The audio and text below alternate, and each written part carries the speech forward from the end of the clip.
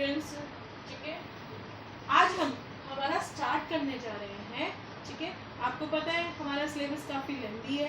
ठीक है, और हमारे में 3 पार्ट्स हैं। ठीक है, कुछ पार्ट मैंने आप लोगों को करवा दिया है। आज मैं आप लोगों को accounting for partnership firm start करवाने जा रही हूँ। ठीक है, 11th में बेटा आप लोगों ने अकाउंट्स बनाए थे, आपको पता है अकाउंट्स कैसे प्रिपेयर किए जाते हैं।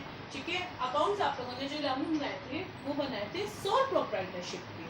ठीक है, हमारी जो बिजनेस ऑर्गेनाइजेशन होती है वो 3 टाइप्स की होती हैं। ठीक है, कौन कौन सी? सोल प्रोप्राइटरशिप, ठीक है, partnership and the company. Okay, sole proprietorship के आप अकाउंट्स प्रिपेयर कर चुके हो। ठीक है, अब हम स्टार्ट करेंगे हमारे पार्टनरशिप के। ठीक है, मुझे ये आपको बताने की जरूरत नहीं है पार्टनरशिप क्या होती है, पार्टनरशिप फर्म क्या होती है, ठीक है, पार्टनरशिप डीड क्या होती है। अंडरस्टूड? Yes, ये ma'am. सारा आप 11th में स्टडी आउट कर चुके हो। Yes, ma'am. ठीक है, अंडरस्टूड? यस आज हम स्टार्ट करने जा रहे हैं हमारा प्रैक्टिकल पोर्शन। ठीक है, सबसे पहले प्रैक्टिकल पोर्शन स्टार्ट करने से पहले एक चीज मैं आप लोगों को समझाना चाहूंगी कि जब पार्टनरशिप डीड नहीं होती है, ठीक है, पार्टनर्स के बीच में जब पार्टनरशिप डीड नहीं होती है तब क्या रूल्स एप्लीकेबल होते हैं। जब हम अकाउंट्स प्रिपेयर करेंगे, ठीक है, और उनके बीच में कोई भी पार्टनरशिप डीड नहीं है, ठीक है, तो क्या रूल एप्लीकेबल होंगे अकाउंट प्रिपेयर करते time?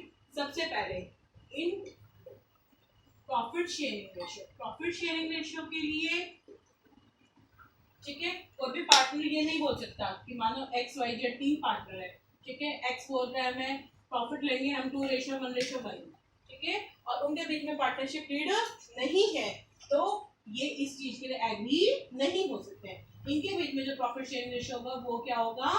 Equal. If there is any partnership deed, अगर पार्टनरशिप डीड है तो पार्टनरशिप डीड में जो भी उन्होंने प्रॉफिट रेशियो के लिए बारे में, ठीक है, एग्रीमेंट हुआ है उस अकॉर्डिंग डिस्ट्रीब्यूट होगा। लेकिन अगर पार्टनरशिप डीड नहीं है तो प्रॉफिट शेयरिंग रेशियो होगा इक्वल। अंडरस्टूड? ठीक है, next one is the interest on capital. If there is no partnership deed, then no interest on capital is to be allowed to the partners. ठीक है, अगर partners के बीच में कोई भी पार्टनरशिप डीड नहीं है, ठीक है, rules in the absence of partnership deed, ठीक है, प्रॉफिट शेयरिंग रेशियो के मैटर में क्या होगा? इक्वल डिस्ट्रीब्यूट किया जाएगा। इंटरेस्ट ऑन कैपिटल उन्हें अलाउड नहीं किया जाएगा। अगर उनके बीच में पार्टनरशिप डीड है तभी अलाउड किया जाएगा, और वो भी जो भी उनके बीच में एग्रीमेंट हुआ है। ठीक है, next one is the interest on drawings. ठीक है, जिस तरह हम उन्हें इंटरेस्ट ऑन कैपिटल नहीं दे रहे, इसी तरह उनसे इंटरेस्ट ऑन ड्राइंग्स भी चार्ज नहीं किया जाएगा। अंडरस्टूड? ठीक है, next one is the salary of A partner.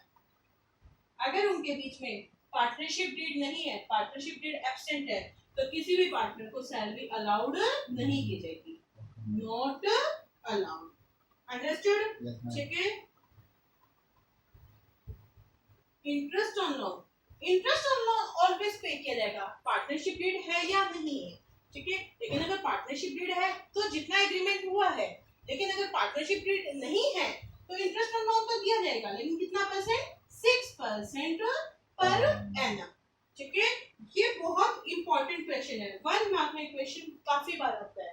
If there is no partnership deed, interest on loan is allowed to the partner and how much? ठीक है, द आंसर इज 6%। अंडरस्टूड? ठीक है, समझ में आ गया बेटा? Yes ma'am. ठीक है, अब हम स्टार्ट करने जा रहे हैं कि पार्टनर्स, जब पार्टनरशिप होती है, ठीक है, पार्टनरशिप में अकाउंट्स कौन कौन से प्रिपेयर किए जाते हैं। ठीक है, जनरली सोल प्रोप्राइटरशिप में मैंने आपको फाइनल अकाउंट में बताए थे कौन कौन से। First one is the trading account, ठीक है, second one is the profit and loss account, and third one is the balance sheet. ठीक है, ट्रेडिंग अकाउंट से हम क्या कैलकुलेट करते थे? ग्रोस प्रॉफिट और लॉस, और वो ग्रोस प्रॉफिट लॉस ट्रांसफर हो जाता था हमारे प्रॉफिट एंड लॉस अकाउंट में। ठीक है, में कैलकुलेट करते थे? नेट प्रॉफिट और नेट लॉस। ठीक है, एक अकेला प्रोप्राइटर होता था, अकेला मालिक होता था, सारा पैसा उसी का होता था, तो प्रॉफिट भी उसी का, तो सारा पैसा उसका कहाँ ट्रांसफर हो जाता था? बैलेंस शीट में। किसमें? कैपिटल। ठीक है, बट अब क्या होगा? अब हमारे पास एक अकेला मालिक नहीं है। ठीक है, मिनिमम पार्टनरशिप में कितने होंगे? कम से कम दो तो होंगे, अगर दो नहीं है तो पार्टनरशिप ही नहीं है।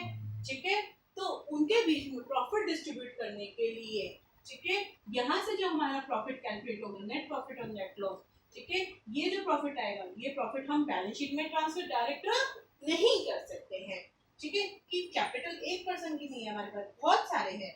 ठीक है, मिनिमम से दो, तो इसलिए हमें सबसे पहले बैलेंस शीट से पहले हमें एक और अकाउंट प्रिपेयर करना होगा प्रॉफिट को डिस्ट्रीब्यूट करने के लिए, और वो कहलाता है हमारा account profit and loss appropriation account.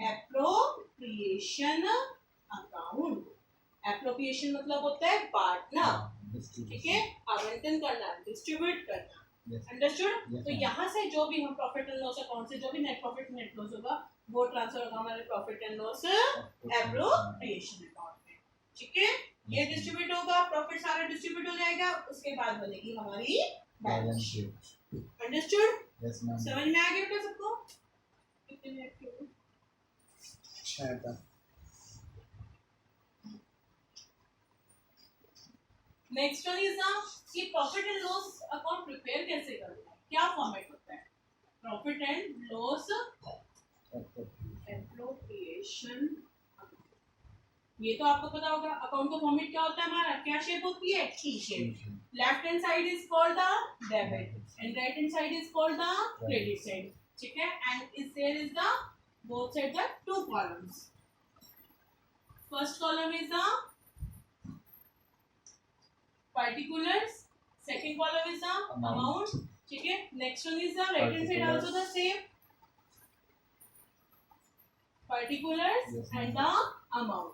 ठीक है, प्रॉफिट एंड लॉस एप्रोप्रिएशन की स्टार्टिंग कहाँ से होगी? इससे पहले बनेगा हमारा प्रॉफिट एंड लॉस अकाउंट, वहां से जो भी नेट प्रॉफिट या नेट लॉस होगा, अगर प्रॉफिट होता है तो credit side by net profit. ठीक है, ब्रैकेट में ये लिखना कंपल्सरी होगा कि ये नेट प्रॉफिट आया कहाँ से। ठीक है, क्या लिखोगे इसके लिए? Transfer from profit and loss. ठीक है, अगर लॉस है तो debit side to net loss. Understood? ठीक है, और वही transfer from profit and loss. समझ में आ गया बेटा जितना भी? ओके, फिर अब अगर हमारे पास प्रॉफिट है तो इस प्रॉफिट को हम डिस्ट्रीब्यूट करेंगे पार्टनर्स के बीच में। अब पार्टनर्स को क्या क्या दिया जाता है? पार्टनर्स को जो कुछ भी देना है, हमें सैलरी देनी है, कमीशन देना है, ठीक है, everything will be the appropriation. ठीक है, ये क्वेश्चन भी आता है कि salary to a partner, salary to a partner, एक पार्टनर की जो सैलरी है, is it charge against profit और द एप्रोप्रिएशन। ठीक है, सैलरी क्या होती है? किसी भी पार्टनर को जो सैलरी होती है वो क्या होती है? एप्रोप्रिएशन। अंडरस्टूड? ठीक है, तो हमें जो भी करना हो प्रॉफिट में से, अगर कुछ पोर्शन रिजर्व में रखना हो तो भी हम यही रखेंगे, टू रिजर्व अकाउंट। किसी पार्टनर को सैलरी देनी है, कितनी देनी है? ठीक है, सैलरी टू ए पार्टनर। ठीक है, उसके बाद हम क्या देंगे? अगर किसी पार्टनर को कमीशन देना है तो कमीशन दी। ठीक है, commission to a partner. After that हम क्या करेंगे? अकाउंट को क्लोज। ठीक है, और अकाउंट क्लोज आपको पता है कैसे करते हैं? टोटल बोथ साइड, ठीक है, और जो साइड ज्यादा हो, ठीक है, बैलेंस करेंगे। If the credit side is the more than the balancing figure is the profit. ठीक है, and profit is the distributed to the partners account. ठीक है, to profit transfer into the partners capital. ठीक है, profit जो होगा वो कहाँ ट्रांसफर हो जाएगा? पार्टनर्स के कैपिटल अकाउंट में। और किस रेशियो में? उनके प्रॉफिट शेयरिंग रेशियो में। ठीक है, अभी हो सकता है कुछ बच्चों को ना समझ में आना, लेकिन जैसे जैसे आप क्वेश्चंस करोगे, हर क्वेश्चन में हम यही काम करेंगे, profit and loss appropriation account prepare होगा। ठीक है, तो कुछ प्रॉब्लम्स आ सकते हैं बेटा, थोड़ी आप लोगों को भी स्टडी आउट करना होगा।